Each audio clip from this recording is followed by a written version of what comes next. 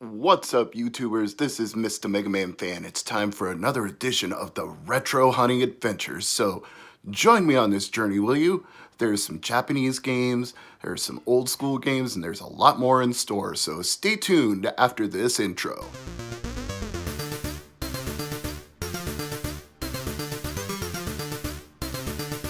Yo, this is MegaRan, and you need to rock and or roll on over to Mr. MegaManFan's YouTube channel, because it's all that rush to make it happen. Peace! This is Mr. MegaManFan's channel, so it's only right I start out with something from Mega Man, this Dorbs Napalm Bomb variant that I picked up at half-price books. Now, the box condition is not exactly perfect. It's got some creases and some cornering, but it was pretty cheap. It was only $6, and I had a coupon. I seem to say that a lot when it comes to half-price books, but since I'm going to unbox it and put it on display anyway, I'm not worrying about the box condition. I just want this variant of the Mega Man Dorbs for my collection. So let's pop this box open, pull out the plastic insert, and free this Dorbs from his prison in a plastic shell. There it is, Napalm Man Mega Man. This will be a nice addition to the Mega Man collection on my mantle in my rec room. Speaking of things that I picked up at half-price books, Star Ocean Till the End of Time Player's Guide. That will go nicely with my copy of the game. Donkey Kong Country Returns, a very clean looking copy of this.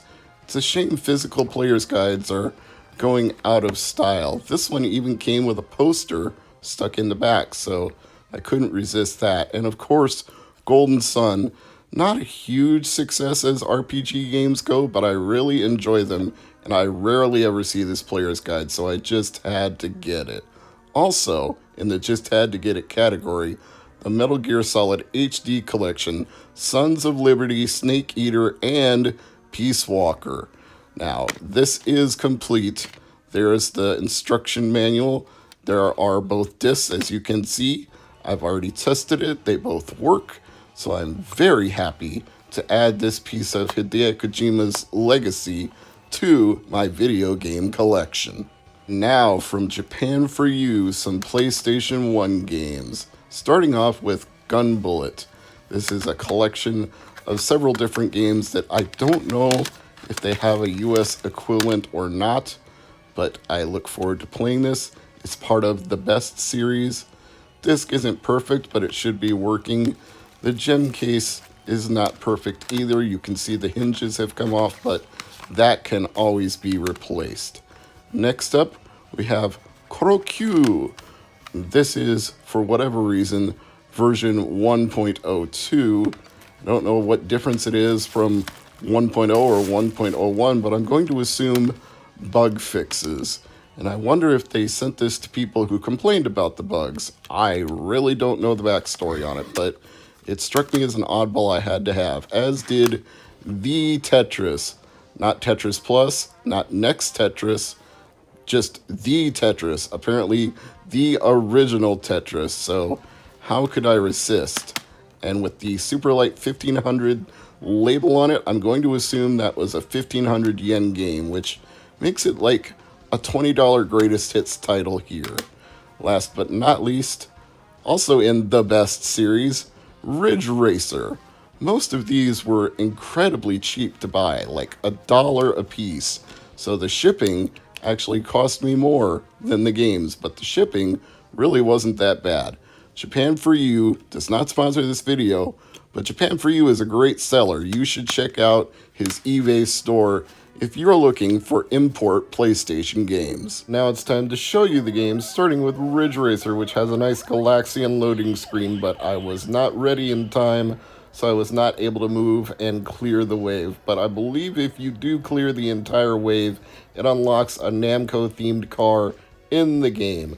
But this is Ridge Racer, a classic of the PlayStation era, one that has had many iterations over the years, but this is the original, and it's your run-of-the-mill racing game, but by run-of-the-mill, I say excellent quality, because even though other racing games look like it and play like it, Ridge Racer is one of the standards of the genre. And next up is the Tetris, which again, the name alone just made me want to buy it because for only 99 cents, how could I not get something called the Tetris?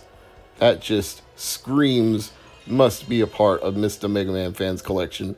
Imagine if they made a game called The Mega Man. You know I would buy that and play it, even if it was an import. And I am so glad I have a region-free PlayStation. I originally bought this PS1 thinking it was from a seller who was sending me an actual PlayStation from Japan, only to discover it was a PS1 with a little bit of trickery inside. So it's region free.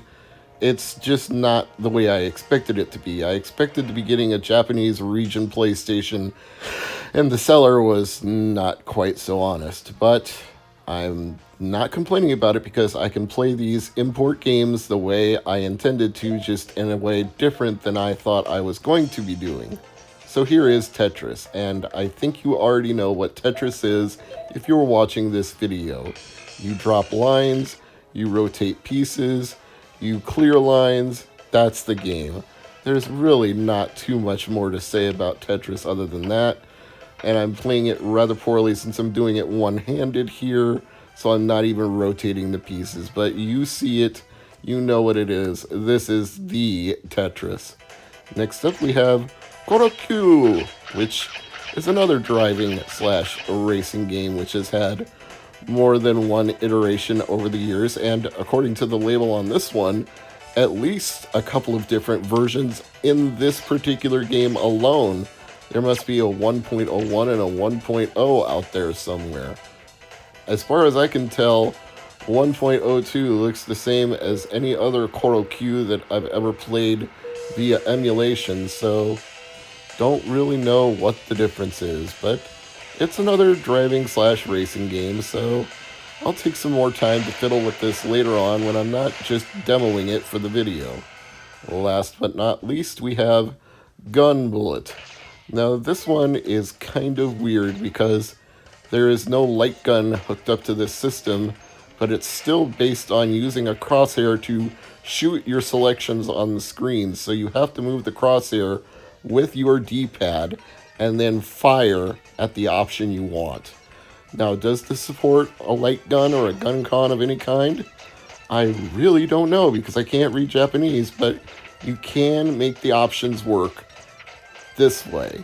It's just really wonky to do so. That's it for this edition of the Retro Hunting Adventures, and we've got some player's guides this week, some imported Japanese PlayStation games, and a nice Metal Gear collection that has been updated to high definition. Thank you to all of my 800 plus subscribers. I appreciate each and every one of you, and if you're new to this channel and you like what you see, you can subscribe for more episodes every Monday, 8 p.m. Eastern, 7 Central, along with some Let's Play footage and some live Saturday night streams of limited run games.